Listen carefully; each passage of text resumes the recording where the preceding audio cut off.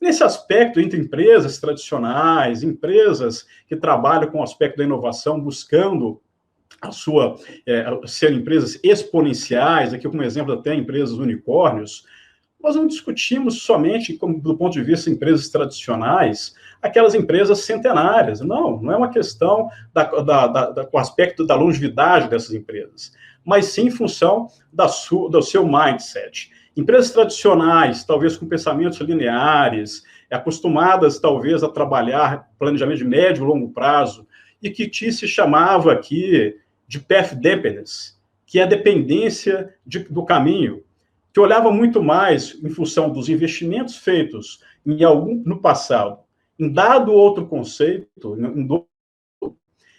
buscavam ainda ter retorno sobre investimento e eram resistentes à questão da mudança. Mesmo a questão do ambiente mercadológico ter mudado. E não conseguiram se readaptar. Então, o compromisso maior é com os investimentos feitos em detrimento da realidade do mercado. Mas falamos aqui, e aí um ponto de reflexão, falaremos mais disso adiante, sobre o pensamento aqui das organizações exponenciais, cujo o compromisso maior é com o cliente, com o dinamismo do mercado, que sabem trabalhar de alguma maneira e reinventar internamente os seus processos para atender a esta nova realidade de mercado.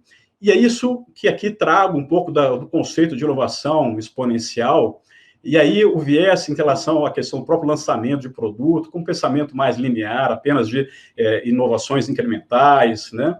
E, de repente, você tem outras empresas que, olhando do ponto de vista até dessa questão da própria inovação disruptiva, muitas vezes chega uma nova proposta do mercado de uma forma relativamente mais barata, aos poucos, mas com uma nova proposta de valor. E muitas vezes até impulsionado pela questão da tecnologia, o mercado percebe essa discussão, essa nova questão de valor, e de repente você tem um crescimento exponencial. Então, quantas empresas não sofreram isso, talvez de uma maneira recente, atualmente, e talvez o mercado esteja cada vez mais repensando a sua proposta de valor e a maneira que faz negócios. Então, quando a gente olha para esse ambiente das organizações exponenciais, da própria questão das unicórnios, aqui trazida como alguns exemplos das unicórnios, que são startups com valuation acima de $1 bilhão, nós percebemos alguns movimentos muito interessantes.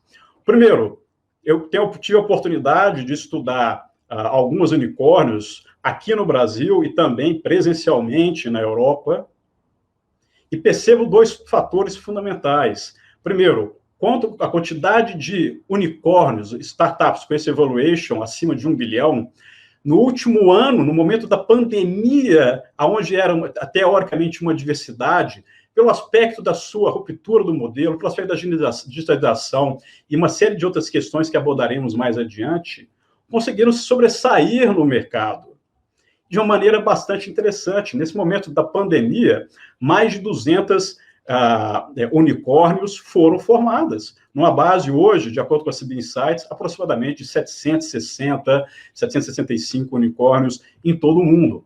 E aqui são alguns exemplos. Aqui, a unicórnio mais valiosa no mundo hoje, a ByteDance, com valor, evaluation de mercado de $140 bilhões, ou seja, com uma variável de performance, que aqui é o evaluation bastante representativo. Talvez muitos de vocês conheçam aqui a ByteDance pela questão do aplicativo TikTok, com mais de 2 bilhões de downloads ao redor do mundo. E temos outros aqui, como a Stripe, muito focado na questão de pagamentos, surfando a onda da questão do e-commerce, trazendo soluções aí no mercado americano e outros mercados para a questão de soluções do sistema de pagamento e como que o e-commerce se tornou cada vez mais representativo nesse atual contexto. A SpaceX, com a questão de todo o desenvolvimento aeroespacial, com novas tecnologias, e um evaluation de aproximadamente $74 bilhões. E a própria Klarna também, que é uma fintech muito linkada à parte também de pagamentos, com alguns aspectos diferenciados, até para a questão da entrega da mercadoria, uma confirmação posterior do pagamento em si online, com uma determinada característica de garantia fomentada pela própria empresa, mas que trouxeram, de alguma maneira, uma disrupção ao mercado.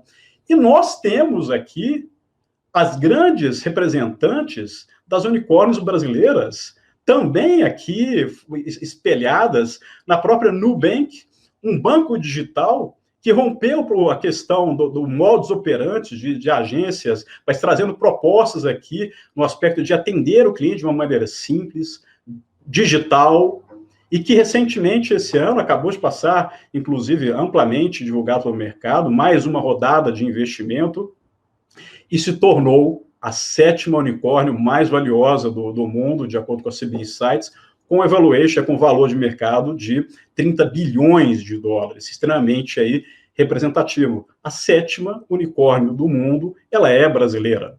E com esse novo aporte, que inclusive está por trás aí, a questão do Warren Buffett, suportando essa questão do investimento, tem um cunho agora do processo de internalização. Percebemos já na questão do Nubank a busca por outros mercados, depois de ter uma base consolidada aí de mais de 35 milhões de clientes, agora passará com esse aporte, com essa todo reinvestimento que será feito, para um processo forte de internalização.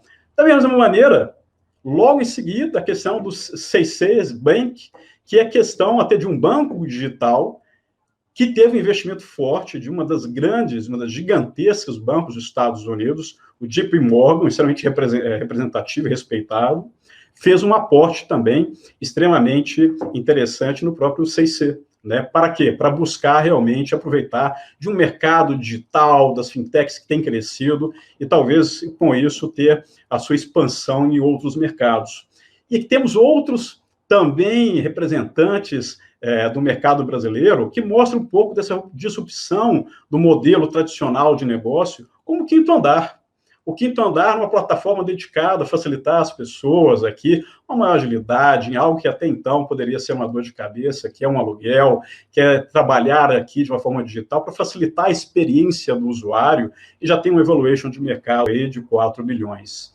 E, por fim, aqui nessa lista, existem vários outros unicórnios, claro, no global, e aqui também no Brasil, há outros unicórnios, mas é representado aqui o Wildlife. E o Wildlife nada mais é do que uma empresa focada no mercado de games, e com valuation interessante, e esse mercado, e essa empresa, que é a empresa brasileira, ela é focada no games mobile, e ela está presente hoje de uma forma muito representativa em diversos outros países. E não podemos aqui menosprezar também esse mercado de games, para alguns até já chega a ser superior ao mercado aí de música e filme de uma maneira conjunta.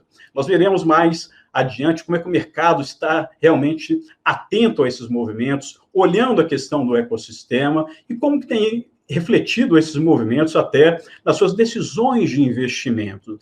Mas uma coisa comum, como eu disse no início dessa conversa sobre a questão dos unicórnios, foi a própria questão de uma das maneiras que foi potencializada essa questão desse recurso, foi a própria questão das suas plataformas digitais.